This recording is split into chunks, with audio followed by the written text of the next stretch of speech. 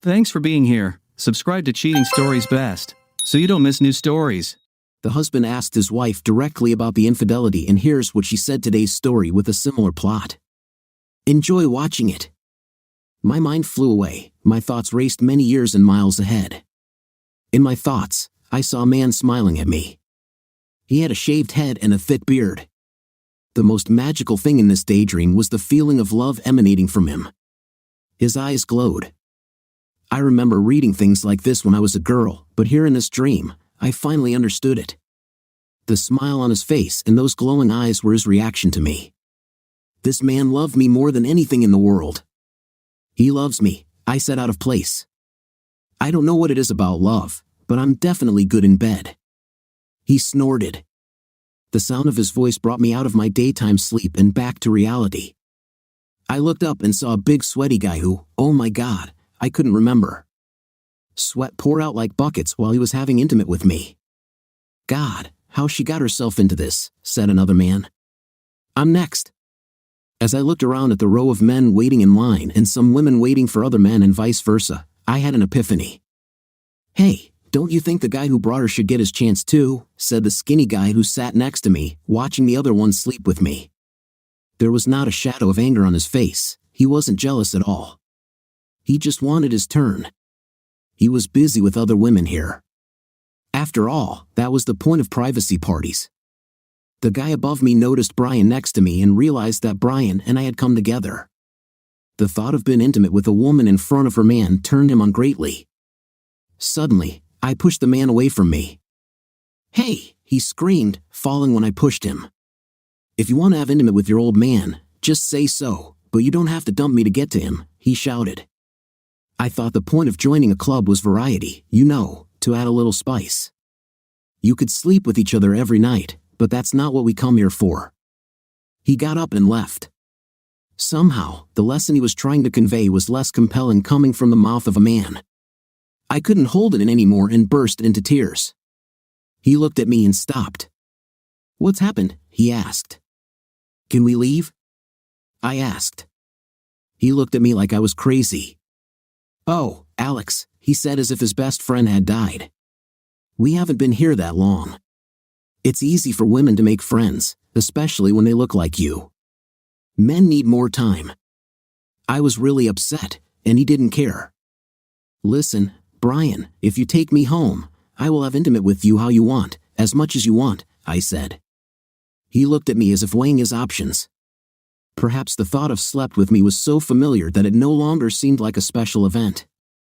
Okay, he said finally. I should probably check on Ellie. A few minutes later, we were dressed and heading out, leaving behind a group of irritated guys who were hoping to get a piece before I left. It didn't bother me because there were plenty of other women in the club. What's happened? He asked. What's with these tears? I don't know, I lied as the tears started flowing again. I sat in the passenger seat of his truck, and he sat on the other side. After he turned the key and started the engine, he looked at me with concern on his face. We're still going to slept, right? He asked, showing where his interest really lay. We went to his house as usual. He called the nurse who cared for his wife 2 days a week and told her she could go home. Mina Harker was an elderly woman who had been a nurse for 23 years. As much as she loved her patients, she loved her family, so the opportunity to leave early was great for her.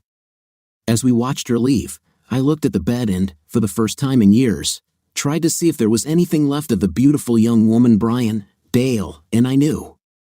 The sight of her lying in bed became another reason for the burning of emotions in my heart. Okay, it's okay, Brian said. In a couple of minutes, she'll fall asleep and stay asleep for hours. Sometimes I really can't tell if she's asleep or not. He took my hand and pulled me into the guest room. One of the things I realized was that even after all the years we'd known each other and the 3 years we had slept, I didn't really know him. It seemed to me that I was seeing him for the first time, and I didn't like him. We started having intercourse. Brian didn't care about me. The only one he loved less was the shell of the woman he married. It hurt like hell, but I deserved it. I didn't enjoy intimacy. In a strange way, I liked that I didn't like it. In my mind, I was paying the price. I want to go home, I said. I'll give you a ride around the block once he began. We're already done, I said, and by home, I mean our hometown. He just looked at me with his mouth open. Okay, Alex, he said. What is this anyway? Brian, I made a mistake, I sobbed. I made a really big damn mistake. I don't know why it took me 3 years to realize this, but I don't belong here. I think I ruined my life. He just looked at me, and I could see the gears turning in his head. Alex, you're just feeling a little down, he said. You'll get over it. You always have. Besides, we really can't go home. They practically ran us out of town on the railroad. They might have done it if we hadn't left before anyone found out what we were doing. Brian, it's been 3 years, I said. They survived it. You mean he lived through it, didn't he? He asked. Or at least that's what you hope. That's what it's all about. Brian, I'm sorry, but, I began. Alex, you were always supposed to be mine, you know that, he said sharply. We just made some bad choices. And he's so damn selfish. He never learned to share, that's all. You just asked for me, his best friend and yours, one little thing. He stopped talking and just looked at me angrily. He treated you like property. He always tried to stop you from doing what you wanted to do. Brian, he loves me. He didn't want me to do anything with other guys because he was jealous. He probably wanted to be the only man in my life, I said. Brian said he didn't want you to talk to Della or Elaine either. Della and Elaine were the 2 biggest available girls in town, I said. Look how it turned out. Della moved to Vegas, and her daughter is ashamed of her. She's an illegally available girl working on the strip. There are ways to be a legal easy access girl in Nevada, but she chooses to risk arrest by selling her heel in hotels and casinos. Elaine tried to hook up with the wrong guy at one of the cheap motels off the highway and was beaten to death. Her poor husband never recovered, they say. So Dale wanting to keep me away from those 2 makes sense. He just loves me and wants the best for me. Me too, he said sharply. Or have you forgotten? We met on the same day. We both wanted you. You just made the wrong choice when you chose him. Brian, it's time to tell the truth, I said. You keep throwing it in my face, but I never chose Dale. I loved you both. I really couldn't choose between you. You saved me the trouble when the Miller sisters moved to town for college. You went after both Ellie and Arlene. Those 2 didn't fight over boys, and Ellie loved you very much. She had longer hair than me, she had big breasts, and she was willing to do whatever was needed to win you over. You forgot about me like yesterday's news. Dale got me by default. I don't know how things would have ended between the 3 of us. In many ways, I hoped we would have just become a threesome like those people in that movie Savages. You both could have remained best friends, and both of you would have loved me. He would never do that, Brian said sadly. He was the most generous man I ever knew, but he just didn't know how to share. He would buy you lunch if you had no money or give you his, but he wouldn't share it with you. I remember him buying or doing things for you over the years, I said. Remember when you lost your job? He got you a job at the company where you worked. Remember when Ellie kicked you out for cheating? He let you move in with us and live with us for a few months until Ellie took you back, and we never charged you rent. And how did you, his best friend, repay him? You kept trying to get me into bed every time he was away. Even as I spoke these words, I had not thought or spoken about these times for over 10 years. I probably blocked them out in my mind so as not to think badly of Brian. Maybe I was the most selfish of us. Maybe we were all just human. We all had our flaws, but I was beginning to see Brian's flaws much more clearly. I started seeing mine too. They say the best way to see things is in the mirror. What is this phrase that is printed on the rearview mirrors of cars? Objects in the mirror are closer than they appear. Now I saw everything so clearly, and I realized that I had made a mistake. Brian is really selfish and always needs things his way. He's like a spoiled child. He always wants the best and biggest piece of cake. I remember when we were kids, if he and Dale both bought toy planes, Brian would always insist that his plane was better. But he was careless. Brian always crashed his plane into a tree or into the ground. When he destroyed his plane, he always wanted Dale to trade or share with him. He always used the same excuse: "You have many planes." I only had one. And it was true. Dale always took care of his things. I don't know why I haven't seen this before. Objects in the mirror. Probably it wasn't just me. "Brian," I said, "you gave a lot of signals too." "Alex, I was scared and lonely, and other than you letting me touch your big heel to tease me, nothing really happened." I thought about this too, and it sent me even deeper into depression. "I don't care, Brian. I'm going home this week with or without you," I said. He looked at me with an expression I had never seen on his face before. It was somewhere between curiosity and anger. "Brian, it's been 3 years," I said. "Perhaps he forgave us. Have you ever found another friend like him since then? You always said that he was a better brother to you than your real brother. Isn't that worth the risk? Okay, I'll ask my niece to babysit her aunt for one weekend. Who knows, if all goes well, maybe we can start going home once a month or so." Poor Brian, I didn't even tell him that if everything went well, I wouldn't come back. Most of all, I knew I was stupid. I also knew I didn't deserve a chance to make things right. I didn't deserve forgiveness, but more than anything, I wanted him. I prayed about it. I hoped so. I had dreams of my husband forgiving me, and I was willing to do whatever it took to make it happen. When I thought about what I wanted my life to be like when I turned 50, I was nowhere. I dreamed of sitting on the porch of a cabin in front of a lake with a man who worshipped me.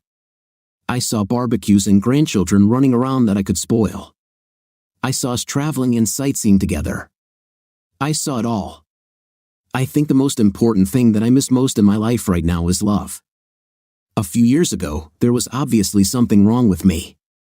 I see it now, but I didn't see it then.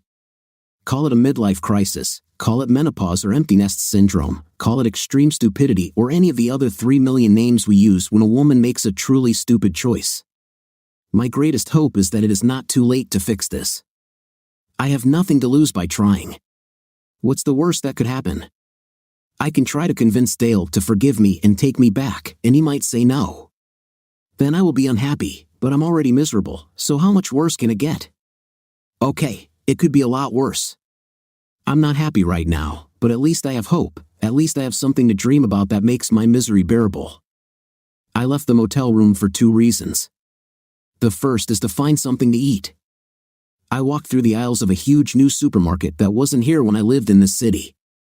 The second reason I left the room was to get away from Brian. He tried to turn this trip home into another adventure. He used any excuse or any situation to add newness to a situation that had gone on for too long. It's really ironic that I ended up with Brian initially because I was bored with regular marital intimacy. I wanted excitement and passion in the bedroom, but after we tried almost everything there was to try, I found myself more bored than ever. In fact, I craved the one thing that was missing from all this intimacy: feeling. Feeling that what was happening was more than just letting some idiot who doesn't even know or want to know my real name be intimate with me until I pass out. Sometimes I hated Brian for talking me into this. Now that it's too late to undo some of the things said and done, I realize that Brian did all of this for his own selfish reasons. It's the same old story. He crashed his plane, and now he wants Dale's plane. He brushed me off for Ellie until she got sick, then he suddenly decided that he needed to share me with Dale. The only thing that was different this time was that this time, Dale said no. That alone should have told me something. Dale is not like that. He's usually willing to do anything to help anyone, especially Brian. It took me too long to realize that Dale loved me too much to ever share me. It took me too long to realize that, like Brian, I was trying to have my cake and eat it too. I just hoped that enough time had passed for Dale to at least talk to me. And if Dale talks, maybe my daughter Karen will too. I was thrown out of my thoughts by a blow. The car I picked up when I entered the store, just because it felt right, crashed into another woman's cart. Her elfin face immediately broke into a smile. "Sorry, I wasn't really watching where I was going," she said. "Me too," I replied. "I have so much to take in that I don't know where to start." "I don't even know what I want," I added. She was smaller than me, wearing yoga pants and had the figure to make them look good on her. Her breasts jutted out from her rib cage, and while they weren't overly large, they had enough perk to satisfy any man. Her round little butt and curved hips made her yoga pants almost obscene, but what most people would probably notice first is the explosion of red curls that fall almost to her waist. Only slight wrinkles around the eyes could give a hint about her possible age. She could be anywhere from her late 20s to my age and probably attracted men of both age groups. "Are you having a special dinner?" she asked. "What I really want is to just sit down and talk to my husband and daughter," I said. "That would be the most special thing possible. I don't really need much to make things special." "You are ahead of me," she said. "I wasted years on a man who wasn't worth half the tears I shed for him. He always told me how much he loved me and how much he liked me. Then he'd go away and spend his entire salary on alcohol or get caught cheating with another woman. The smartest thing I ever did was refuse to marry him. But now I live with a man who I would marry in a heartbeat, yet he never mentions it because he got burned badly once.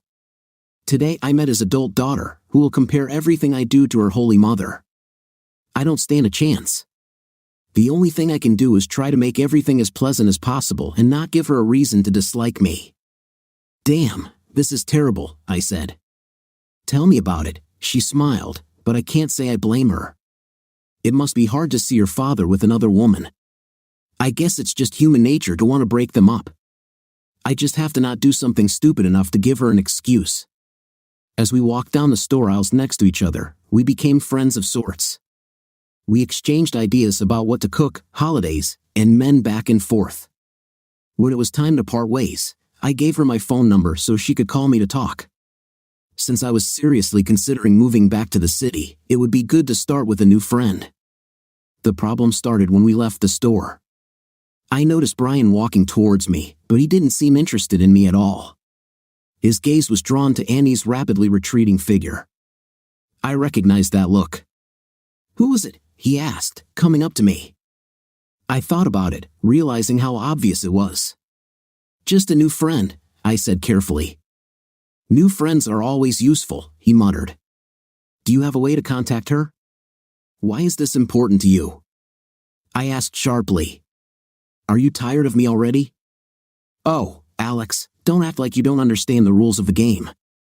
This woman is not a threat to us. It will just been intimate." "Brian, do you realize how stupid this sounds?" I asked. "Remember what you told Dale?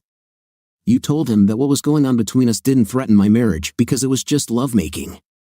But Dale didn't see it the same way, and that's why you dragged me back to this small town to try to appease him," he said sharply. "We didn't do anything wrong. He's selfish. He acted like he owned you and didn't want to share. We shouldn't have crawled back here. He should have crawled to us. We're right. He's wrong." For the first time, I realized that Brian really didn't understand what was going on. He still saw things through the eyes of a spoiled 8-year-old. "But I'll make you a deal," he chuckled. When I looked at his smiling face, I felt a premonition of trouble. I was sure he would want me to do something that I wasn't comfortable with. "You'll call your new friend and convince her to have fun with us," he said. "I'll go and talk to Dale, try to work things out. I'll do whatever it takes to get him to sit down and talk to us." "You go first," I said, not trusting him. "After we talk to Dale, I'll call Annie." "Agreed," he exclaimed loudly. As we headed back to the motel, I felt the anxiety return. I also felt guilty. I sold Annie for a chance to return to my husband. I knew it was wrong, but I would do it without the slightest hesitation. If I had to choose between hurting a woman who had never hurt me and even the slightest chance of just talking to Dale, Annie would lose every time. "I'll go now," he said. "Stay on the phone. I'll probably call you soon with good news." When he left the motel room, my feelings of anxiety disappeared. They were replaced by both a feeling of jubilation and anxiety. 3 years have passed since I last saw him. Did he still look the same? I gained 20 pounds. Will he love me the same way I love him? Will he be ready to leave the past behind and start anew? I was too excited to do anything. If we actually talked, I would be willing to swear to him that if he forgives me, I will become the perfect wife for him again. I would swear on my life that no other man would touch me again for the rest of my days.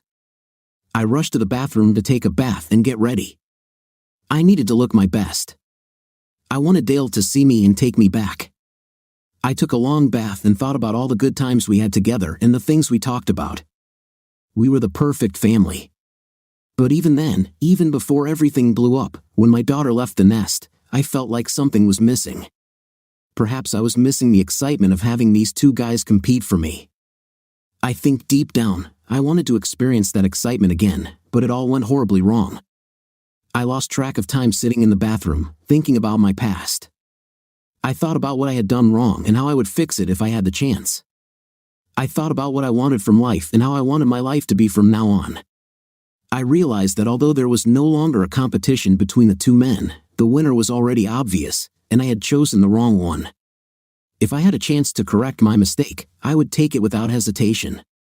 The objects in my mirror seemed closer and closer. I could almost touch them. I was about to get out of the bath when my phone rang.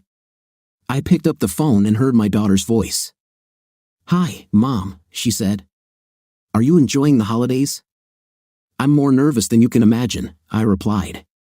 "Me too," she said excitedly. "Maybe we should meet and talk about this," I suggested. She laughed at this. "That's easy to say when you're almost 800 miles away," she laughed. "I'm not sure how I'd feel if you were closer."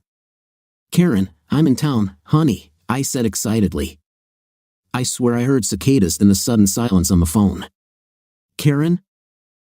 Karen," I said. "Are you still with me?" "Mom, why are you here?" she asked. From the sound of her voice, it seemed like my visit was the worst thing in the world.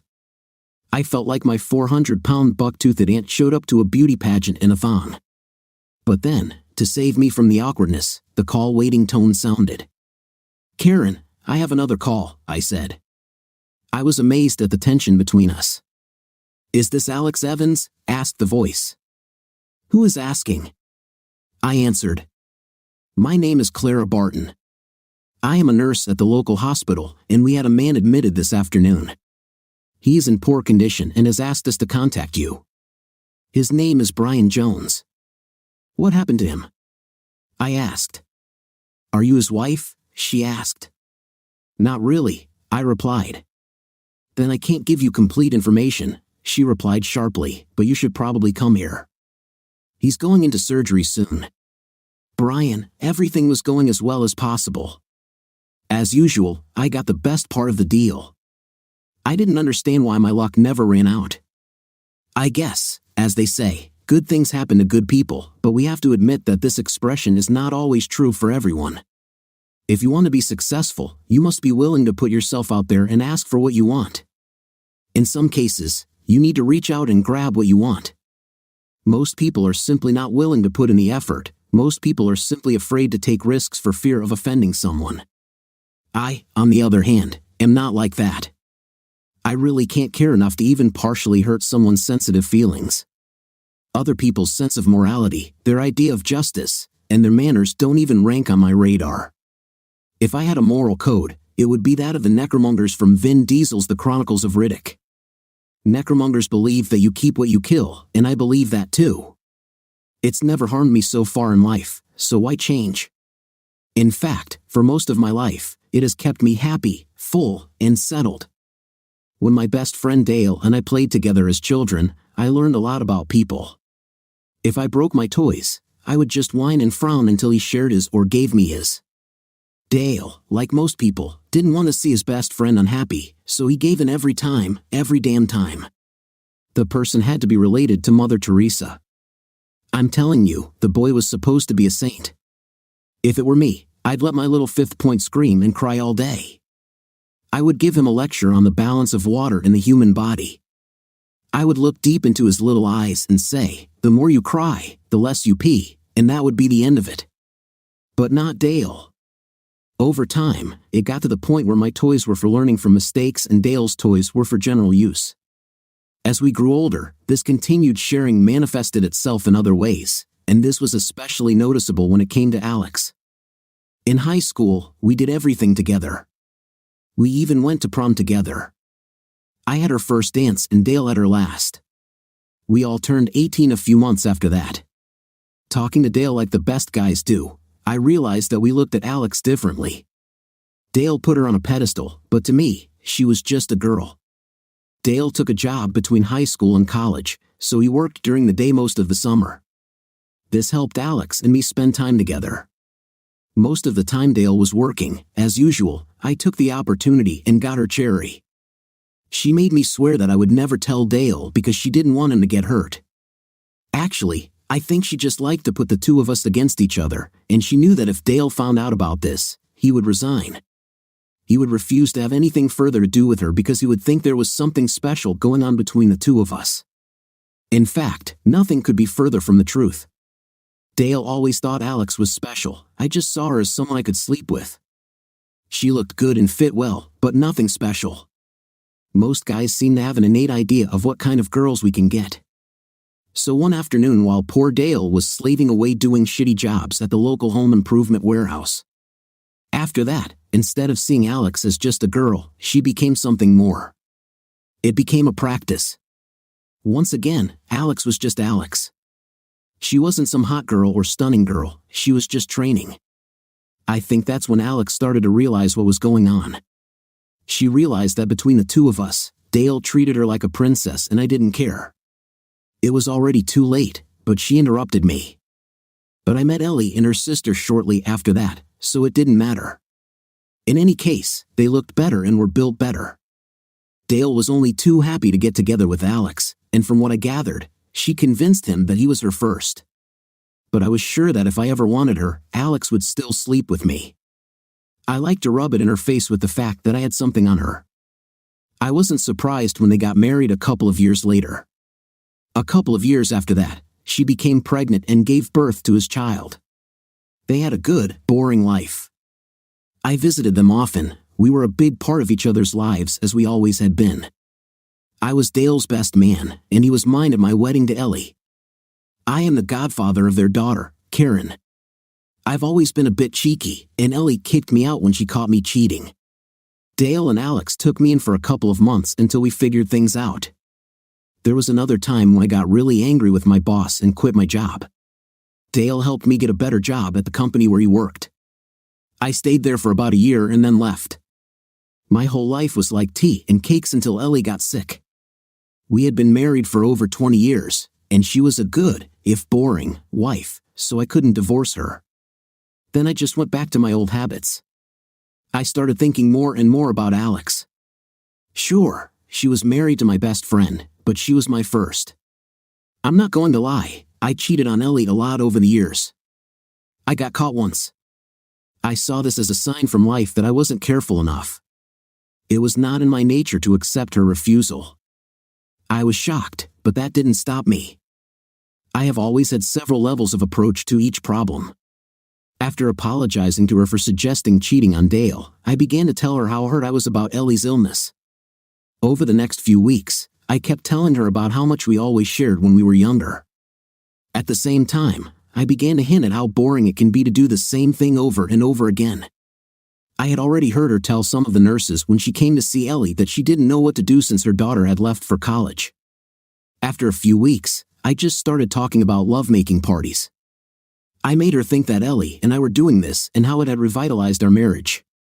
None of this was true, but I was pretty sure Ellie wouldn't wake up from her coma and call me a liar. To be honest, I didn't discover anything new. I was simply addressing the feelings of doubt and boredom that many women our age experience. I mixed it with memories of how exciting it was to have two men competing for her, which was exactly how she saw it. She fell for it as usual, with the only condition that she didn't want to hurt Dale. This is where my plan went awry.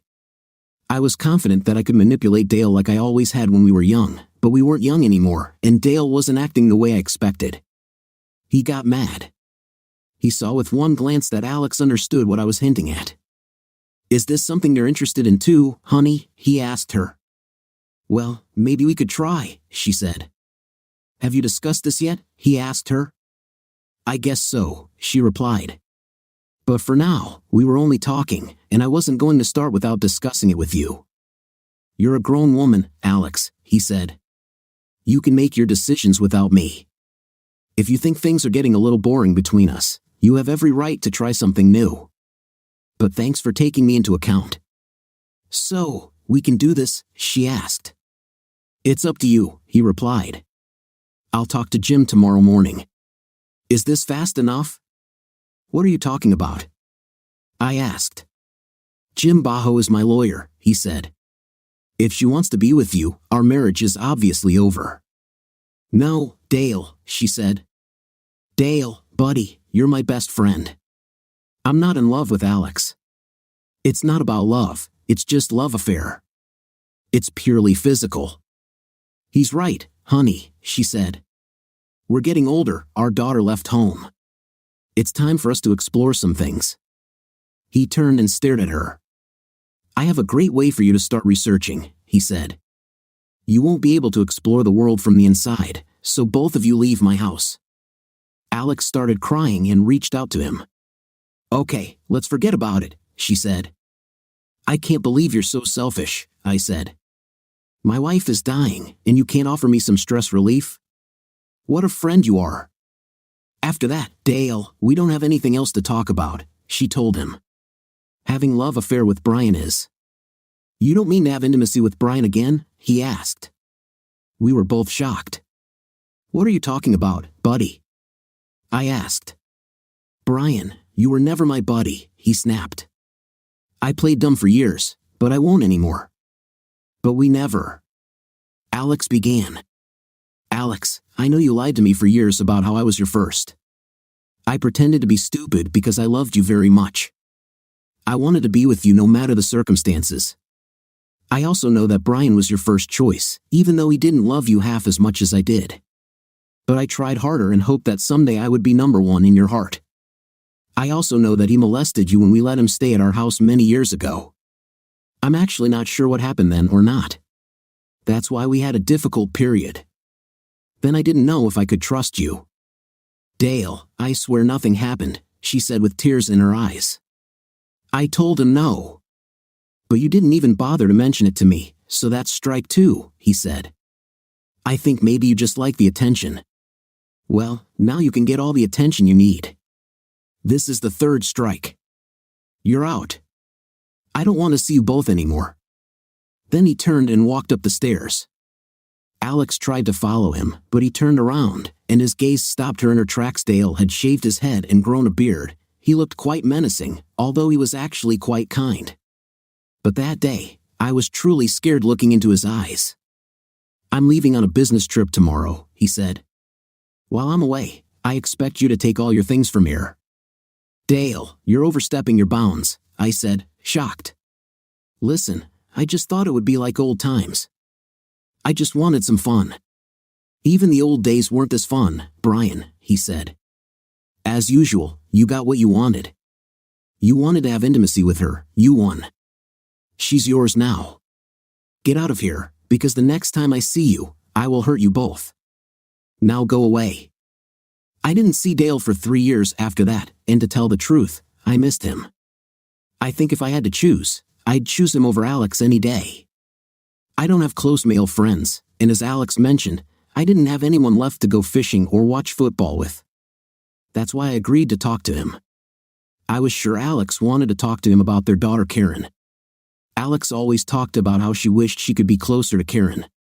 She thought Karen was stuck in the middle between her parents. Perhaps if Karen could see that her parents were getting along or at least being civil, she would forgive Alex too. I knew exactly where to find Dale. He was as predictable as the seasons. The day before the big town picnic, they had a car show in town. Dale would be there with his Mustang. I arrived in town with a smile on my face. If all went well, not only would I have my best friend back, but I would also have a chance to win a hot new girl. Alex should have kept her word and introduced me to this cute red-haired girl. If I could get into a relationship with the redhead, maybe Dale could get Alex back. I was already tired of her anyway, and her whining was starting to get on my nerves. As I walked through the exhibition area where the cars were on display, I saw some interesting cars. There were a lot of Mustangs in one section. I looked around but didn't see Dale. To one side, towards the center of the group, I saw a beautiful charcoal gray Shelby GT500 convertible with red trim. I never thought before that gray and red could go well together, but they worked. The car had larger Brembo brakes with red calipers, and the interior was made in red leather with gray trim. The compressor and everything under the hood were chrome-plated. As I admired the car, I noticed that its owner was looking at me.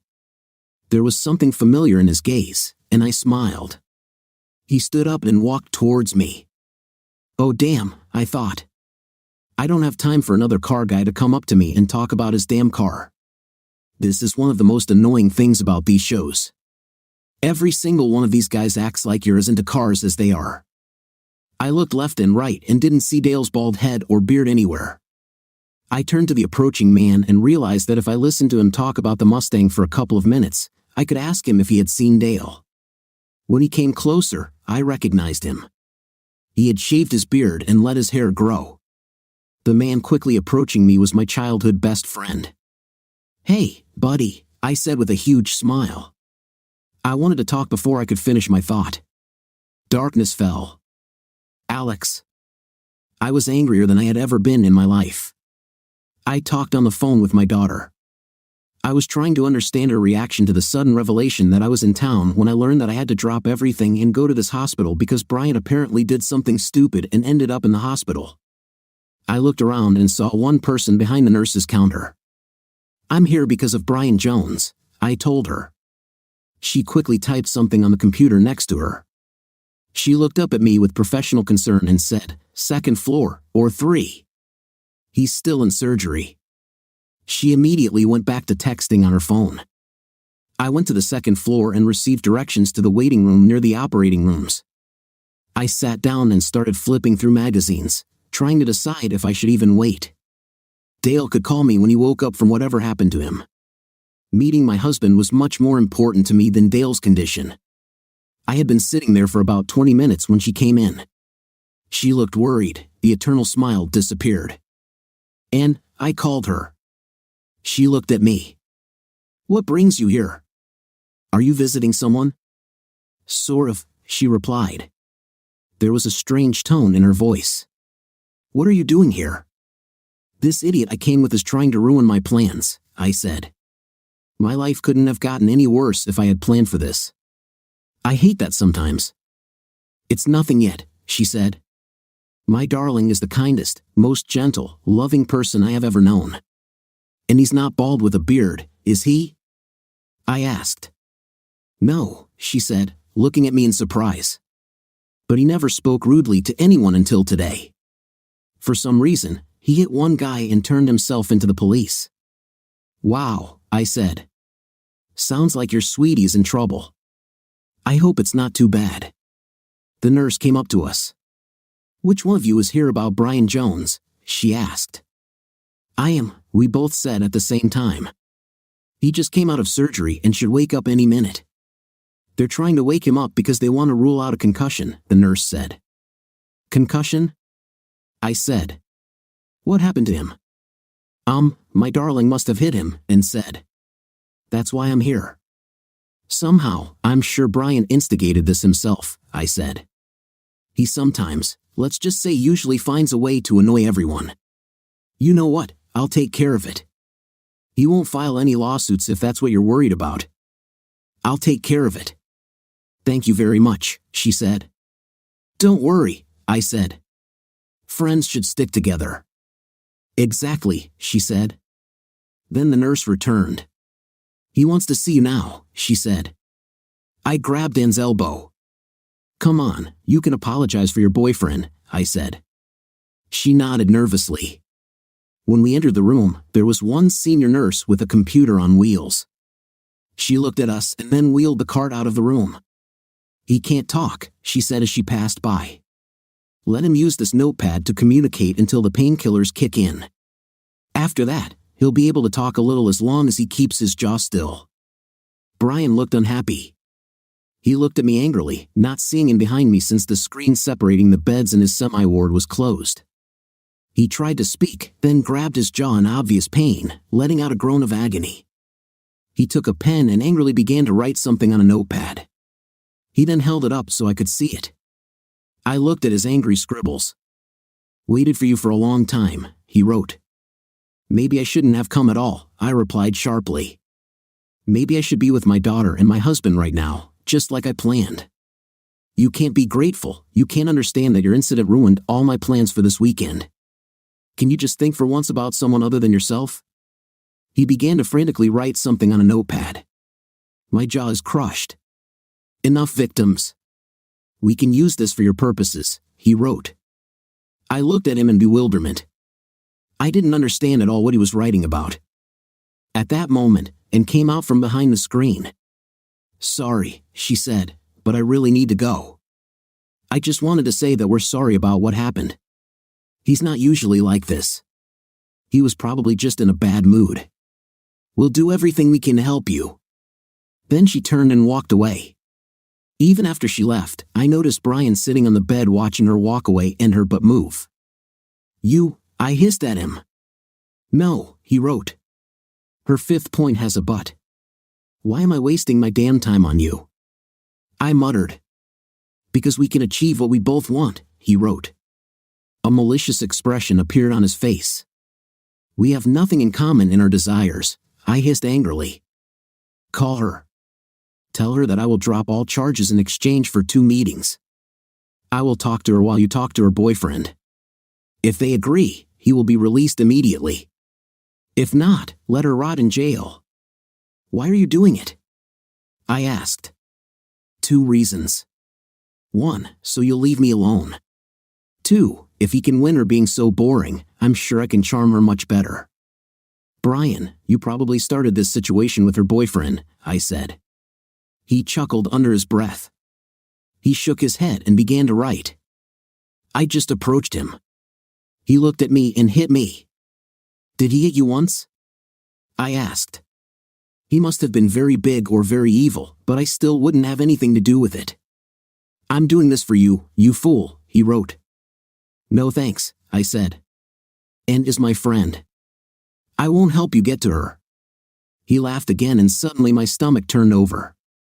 Is your new friend more important than your heart? He wrote. I just looked at him like he was crazy. He lay in his bed and laughed at me. You will do this. You are just as evil and selfish as you think about me, he wrote. No way, I said. Her boyfriend is our old friend Dale, he wrote and started laughing. I almost lost consciousness. I turned around and left the room and the hospital. The objects in my rearview mirror were not only getting dangerously close, they were slamming into my butt, and Brian seemed to enjoy putting me in this situation by forcing me to choose between throwing a completely innocent woman into his clutches and losing the chance to get my family back. He acted in his usual style. I took out my mobile phone and dialed my daughter's number. Karen, why didn't you tell me? I asked. Tell you what? She asked. Why didn't you tell me that your father was dating someone? How serious is their relationship? I asked sharply. Mom, I didn't think that what was happening or happened with Dad was about you. It was a long time before I even started answering your calls, remember? Mom, you chose what happened between you. Dad was literally broken. You didn't behave like the mother I knew all my life. For a long time, Dad didn't leave the house at all. He even moved for a while and got a job at another company. I tried to keep in touch with him, but he was like a balloon from which all the air had been released. But I began. Shut up, Mom, she said sharply. Even in those times when it seemed to me that my heart was bleeding for Dad, I missed you too. But I didn't miss the woman who left her husband and daughter. I missed the woman who treated my abrasions and gave me peanut butter and jelly sandwiches. When I realized she was gone, I started talking to you because I thought you were the closest thing to who you were. So when I started talking to you, I made a couple of rules. I never forgave you for destroying our family. I just started over with you as a different person. Dad was never interested in what was going on in your life, so we never talked about you, and I never responded to your questions about him. I pretended I didn't know anything. That's why I never told you that he was back. I decided it wasn't any of your business. After all, you chose not to be with him.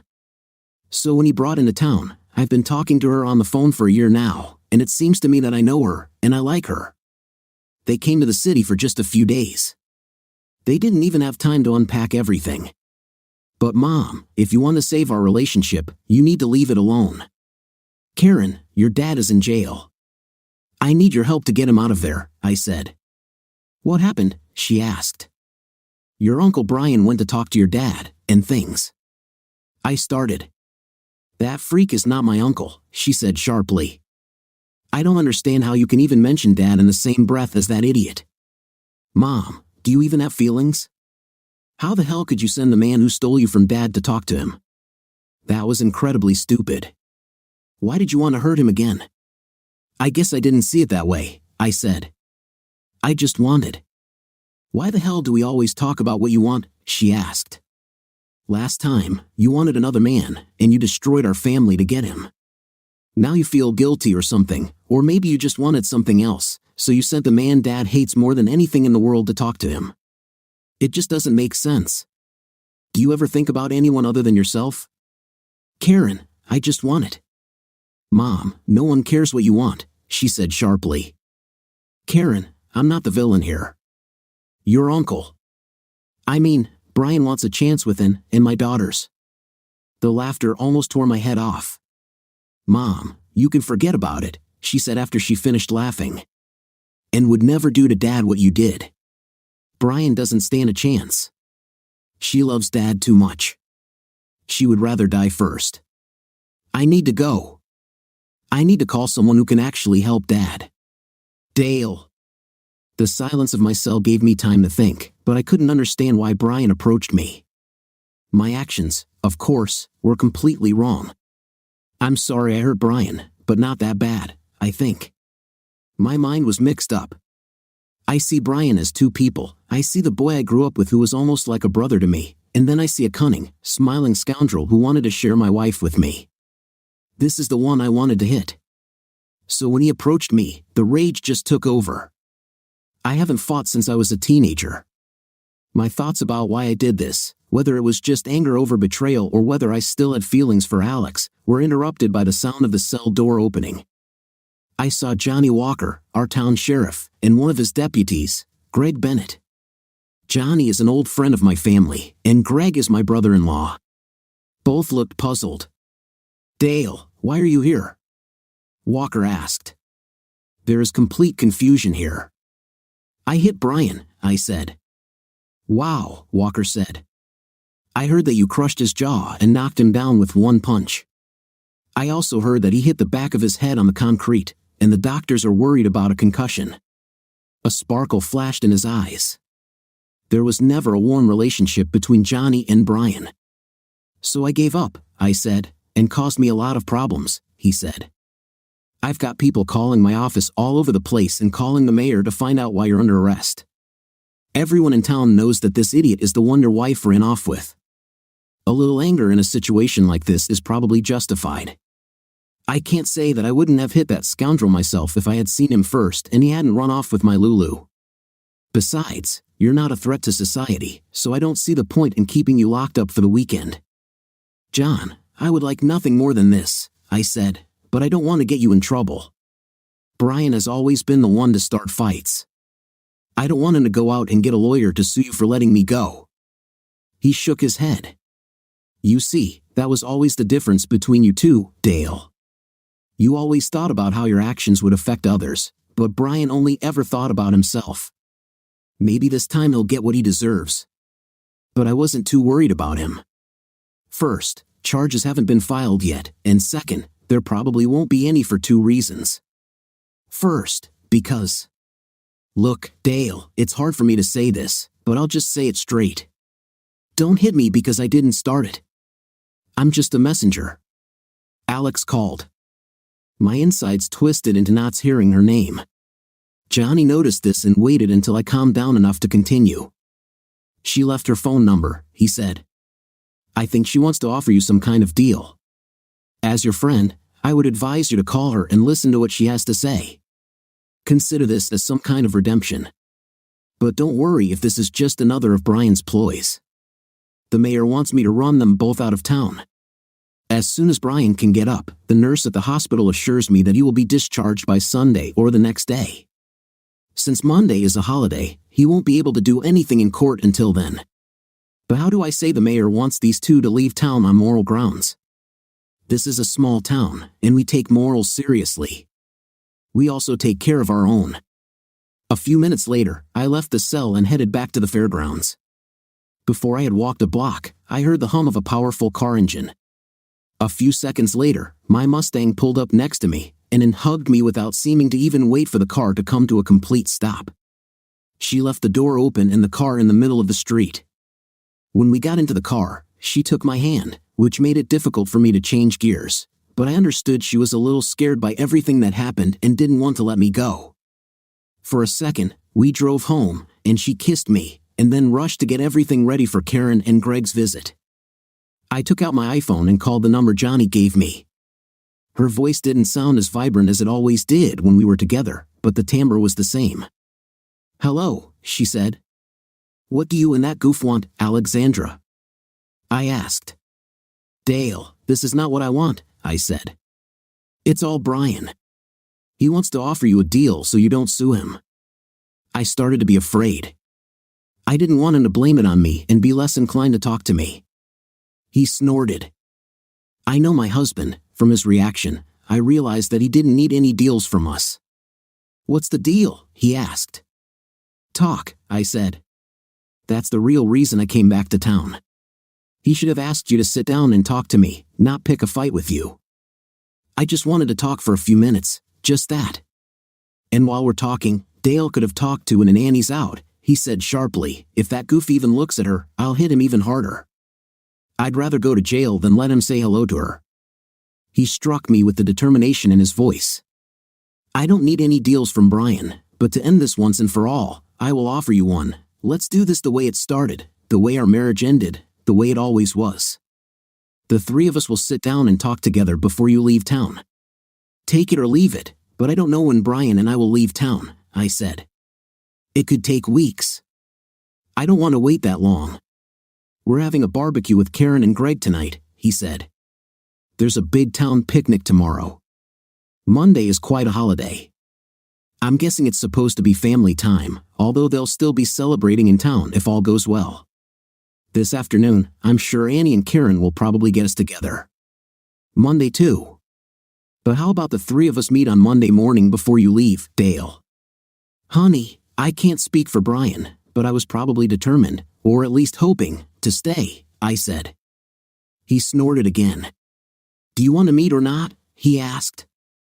"We'll take her," I said, knowing that Brian would be angry that he wouldn't get a chance within. "Dale, is there any chance I could come and see Karen?" Alexandra asked. "If Karen wants to see you, I don't mind. But as for you coming to my house today, that won't happen," he said. "So I'll see you at 9 a.m. Monday in Brian's room at the hospital, or we'll meet at the music pavilion in the park if he gets released early." He hung up. If I imagine an opportunity for us to talk and try to rekindle what we had, it didn't happen. He still seemed to hold a grudge against both Brian and me. A tear slowly rolled down my cheek as I realized that my plans might not come true. "So, how did it go?" Brian asked from the bed. Over the past few hours, the pain in his jaw had lessened to the point where moving his head no longer hurt. This may have been due to the fact that he was on intravenous pain medication. In any case, he was able to speak through his teeth, although his jaws remained fixed for the next 6 weeks. "So, when is my little red-haired goddess coming?" he asked. "She won't come," I said without emotion. Dale's exact words were, "He'll hit you even harder if you even look at her." I saw a hint of fear in his eyes when I told him this. "We're getting a meeting of sorts," I said, "but the meeting will be between the three of us." "That actually makes sense," he said through gritted teeth. "It's kind of poetic, coming full circle or starting a circle again. If I know Dale, he'll keep her out of the way while we discuss the possibility of you getting back together. Remember how he used to hide his new toys while he tried to negotiate a trade with me from your old ones?" I smiled, remembering this. "But if it's true, why does he still seem so angry?" I asked.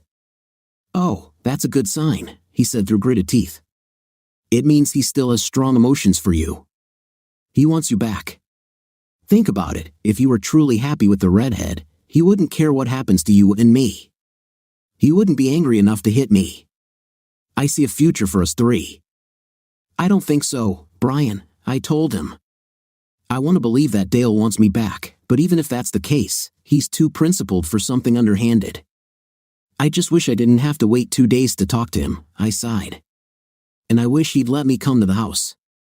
Damn it, go anyway, he said. You know he does want you around. The redhead bothers him because he doesn't want to compare you to. What do you mean? I asked. Damn, Alex, were you married to him all these years, or was I? He asked.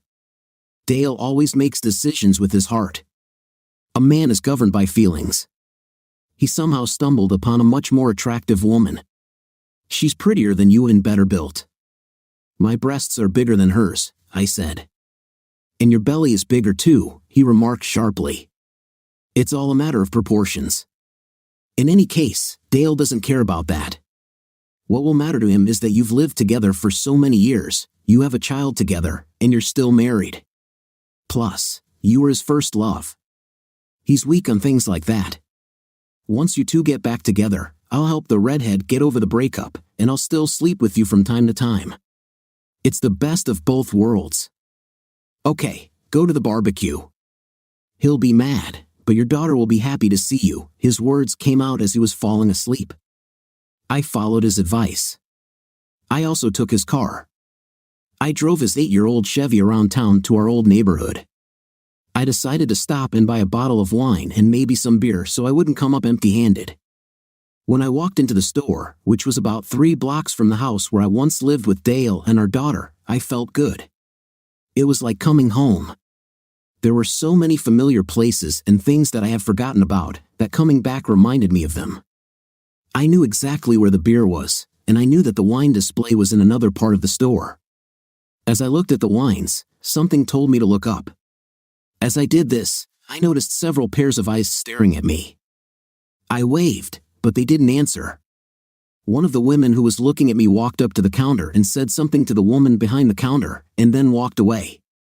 A few minutes later, one of the boys who was stocking the shelves came up to me. "Can I help you with anything, ma'am?" he asked. "No, I'm just looking for the right bottle of wine," I said. He looked nervous and glanced around. "Maybe I can help you find it faster," he said. He looked at me as if he was pleading. I suddenly got the message. They wanted me to leave the store as soon as possible. As I placed my purchases on the counter, I sighed loudly. I used to live around here. I started talking to another boy who was working the cash register, while a group of women my age just watched. When I lived here, people were kinder to strangers. "We are kind to strangers," one of the women whispered. "She's not a stranger," whispered another. "She used to live around here," said another. "Yes," added another. "But even when she lived here, we didn't really like her." "Yes," said another. "But even when she lived here, we didn't like .. I paid for my drinks and hurried out of the store, almost in tears. I drove the rest of the way home without looking at anything or anyone passing by. Returning to the city may have been more difficult than I thought, but if I could get Dale back, nothing these gossips could do would make me leave. I calmed my nerves as I parked in front of the house. I parallel parked because there were already 3 cars in the driveway, none of which I recognized. With a simple inference, I could guess to whom they belonged. The car closest to the garage was a beautiful charcoal gray Mustang with red trim. This, without a shadow of a doubt, was Dale's last Mustang. The car was obviously some kind of special edition. She looked like she was on steroids. Just behind her was a charcoal gray Ford Fusion with pink dance shoes hanging from the mirror. This must have been Anne's car. The last car was an old SUV. I assumed the SUV must have belonged to Karen and her husband.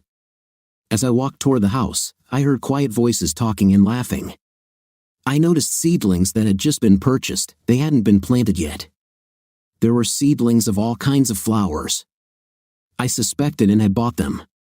She had already started making changes to my house. I heard my daughter's voice laughing. I couldn't resist peeking through the gap in the fence to see what was going on. While I watched, I saw 2 couples. A young man, apparently my brother-in-law, whom I had never met, was trying to light the grill. The coals wouldn't light, and my daughter found it funny. She hugged Anne and pointed to something her husband couldn't see. Her father took a picture of his son-in-law failing to light the fire. Dale looked different. He had hair and no beard. He looked much younger than in our last days together. He and Ann were inseparable. They constantly touched each other and reached out to each other. I wasn't just watching two couples, I was watching the family I was meant to be a part of. Both my husband and my daughter seemed to have moved on with their lives without me.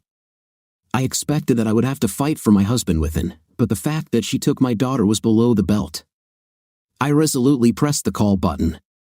Ann opened the door a few minutes later, and the smile on her face immediately disappeared as soon as she saw me. She stood there, not knowing what to say. "I thought we could be friends," she said slowly. I didn't know that you. I was the woman you were trying to replace. You're a homewrecker." I screamed. "Mom, what the hell is wrong with you?" my daughter screamed. She stood in front of Ann, almost protectively. "Why are you yelling at Ann in her own home?" She spent the whole day telling me how sorry she was that everything turned out this way and how sweet you were, Karen. I just saw you laughing and having fun. It looked like you were close, not like she was just someone Dad just met. Mom, and I have known each other for over a year. We started talking on the phone as soon as she and Dad met. She got me through a lot of tough times that you can't even imagine. She's the one who suggested I start taking your calls and not just ignore them. She's the one who told me that no matter what happens between you and Daddy, you are my mother and will always be. She convinced me that I need to find a place for both of you in my life. And as for you spying on us, if you had just come to the door and asked, maybe we would have let you in." I understood what she meant when she said we looked close. I mean, we look like a family, Mom. You were part of this family, but you chose to leave us. You can't blame anyone but yourself. You're just as manipulative and selfish as Brian, so don't blame him for your mistakes. Now, bye." I could tell my daughter was angry with me when she started to slam the door. And held her back. "Alex, I really didn't plan anything," she said softly. "There's a place for both of us in Karen's life, and Dale is free to make his choice. I just want him to be happy. I understand that you've been together for years, so if he chooses you, I'll just leave. But if he chooses me, I promise you that you will still be welcomed as a friend. I will never try to exclude you." "Goodbye, Mom," Karen said, closing the door. When I left the house, I couldn't help but cry. When I thought about how Ann reacted to the way I treated her, I realized that my daughter was right. 2 long days later, I was walking to the hospital when I heard a roar. I looked up to see Ann driving away in Dale's Mustang, which looked like it was on steroids. Her red hair was pulled back, and she wore sunglasses. Despite her small figure, she looked quite comfortable in the big car. She shifted gears deftly, as if she had done it many times before. I rushed into the hospital and headed to the elevators. If Ann had already brought Dale, he might already be talking to Brian. I didn't trust Brian not to try to make me feel guilty for everything that happened, so I hurried to the room. Unfortunately, when I got to the room, Dale was already sitting in the chair next to Brian's bed. The nurse had just brought Brian breakfast, soup and juice. Brian would not be able to eat solid food until the wires from his jaw were removed. I heard Brian trying to use that persuasive tone that seemed so effective when he wanted to get his way. Suddenly, in the middle of Brian's speech, Dale stood up and spat in his soup. He then slowly took the glass of juice and poured it on Brian. "Brian, you're a complete zero," he said. "But you've always been like this. I put up with it for years because I thought we were friends. Now that I know that we're not friends and never have been, I have no reason to listen to your nonsense.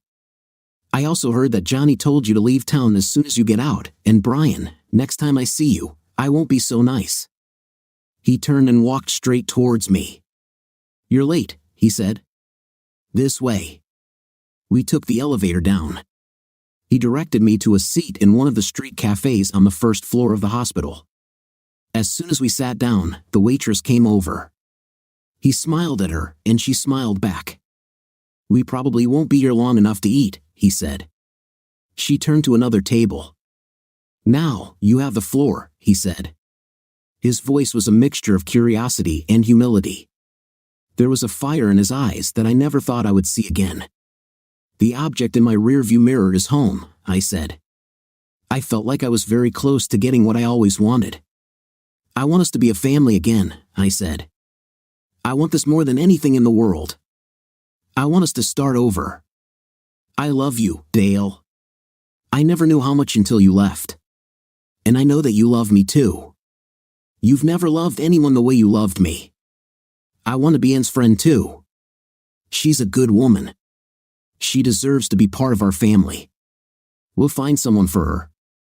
He raised his hand. I got a good look at him for the first time. He gave up his shaved head. His hair was cut short. It wasn't a clipper cut, but it wasn't much longer either. There was at least as much gray in his hair as there was black, perhaps even more salt than pepper. There was no beard either, and he looked much, much better without it. I think I fell in love with him all over again. Suddenly, everything fell into place. My heart began to pound as I realized that I had lost him a long time ago. Every little thing should have told me. The first was the car. Dale always drove Mustangs. Over the years, he never let me drive them. Apparently, he loved and more than he ever loved me. The second clue also concerned the car. If he was going to choose me, he would never have let her drive away in that car. By giving her the car, he made it clear that they would stay together after our conversation and in the future.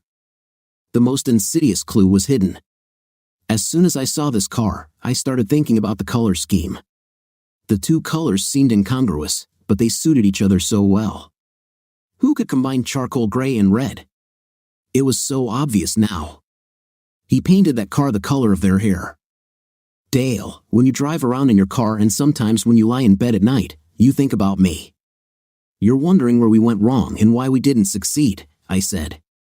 You think about me because you still love me. I am the most important part of your life, and no matter how sweet she may be, she will never be me. She's just a bandage on the deep wound that I left in your heart. You can't walk away from me because I'm that object in your rearview mirror that you see everywhere. Do you know why you almost killed your best friend? It was me, Dale.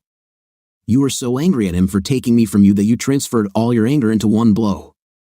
He didn't stand a chance. And you will always see me in the rearview mirror because I have always been closest to your heart, just like the mirrors on your fancy car say, objects in the mirror are closer than they seem.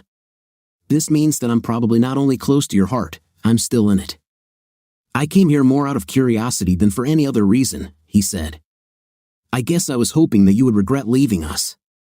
I was wondering if you realized that choosing intimacy over family would someday make you want to apologize. I think you're more like Brian than I thought. Maybe you always belonged to each other. I'm not like him. I screamed.